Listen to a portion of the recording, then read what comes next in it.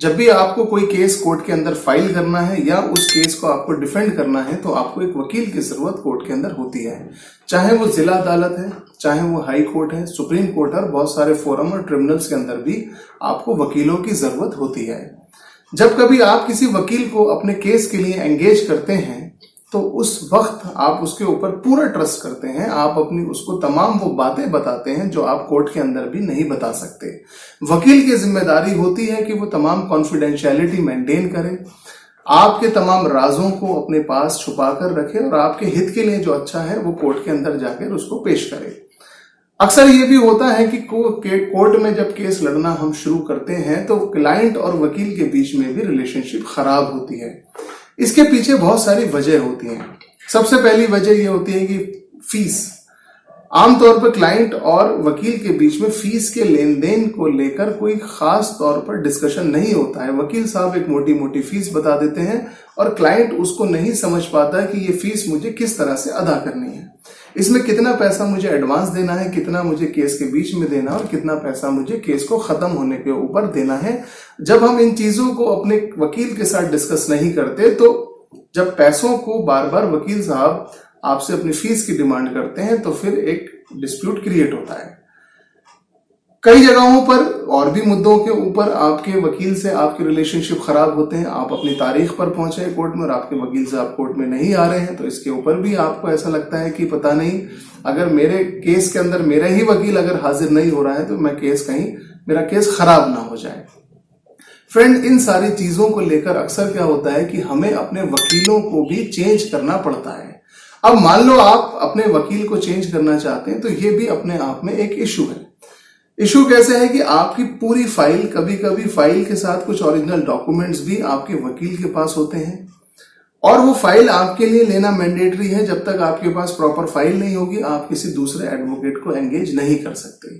दूसरा इशू ये है कि आपके वकील साहब का वकालतनामा, जिसको पावर ऑफ अटॉर्नी कहते हैं, वो आपने साइन कर दिया हुआ है और आपके वकील ऑन रिकॉर्ड जुडिशियल फाइल के अंदर इंस्पेक्शन कर सकते हैं, उसके अंदर पेश हो सकते हैं। तो अब आपकी दूसरी जिम्मेदारी यह है कि आपको एक नया वकील तो एंगेज करना ही है, तो पहले वकील को भी अपने जुडिशियल फाइल से ऑथराइजेशन खत्म करनी है ताकि वो आपके केस में अपीयर ना हो सके और आपकी जुडिशियल फाइल में इंस्पेक्शन ना कर सके।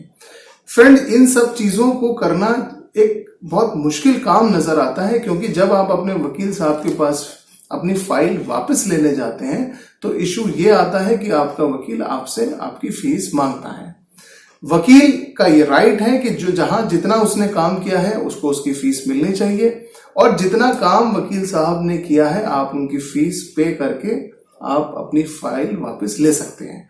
अक्सर होता क्या है कि इस बार अगर आपने फीस पे कर दी है उसके बावजूद भी आपके वकील आपसे फीस ज्यादा मांगते हैं, जिसकी वजह से फाइल वो आपको देने से मना कर देते हैं।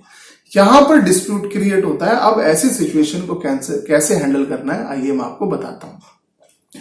फ्रेंड्स, अगर आप फीस दे चुके हैं या आपका जो भी फीस का डिस्प्यूट है उसके बावजूद आपका वकील आपको फाइल वापस नहीं दे रहा है तो अब आपका ये कर्तव्य है कि आप एक लीगल नोटिस अपने वकील को दें जिसके अंदर आप स्पेसिफिकली मेंशन करें कि इस मुकदमे के अंदर मैंने आपको एंगेज किया था और अब मैं आपको इस मुकदमे के जिम्मेदारियों से फारिग करता हूं। मैं किसी दूसरे वकील के जरिए इस मुकदमे की पैरवी करना चाहता हूं और मैं इस नोटिस के जरिए से आपको ये सूचित करता हूं कि आइंदा तारीखों में आप मेरे केस के अंदर अपीयर ना हो।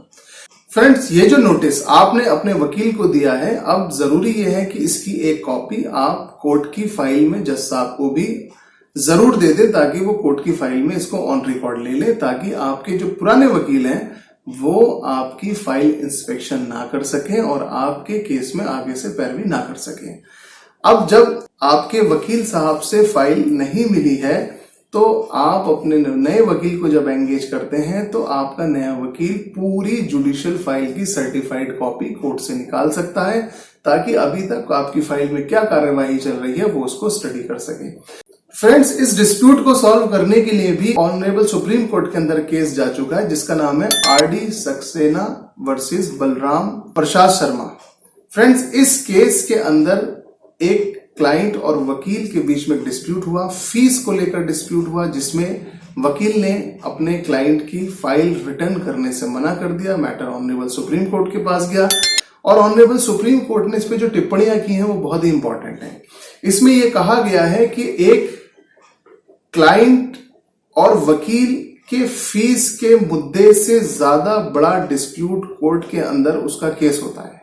यानी कि कोर्ट के अंदर जो क्लाइंट का केस चल रहा है वो बहुत ज्यादा महत्व रखता है बनिस्बत इसके कि एक वकील अपने क्लाइंट से पैसा ना मिल रहा हो उसको और वो फाइल वापस ना कर रहा हो। अगर किसी भी वकील को अपने क्लाइंट से पैसे लेने हैं तो उसका भी एक कानूनी प्रोसीजर है।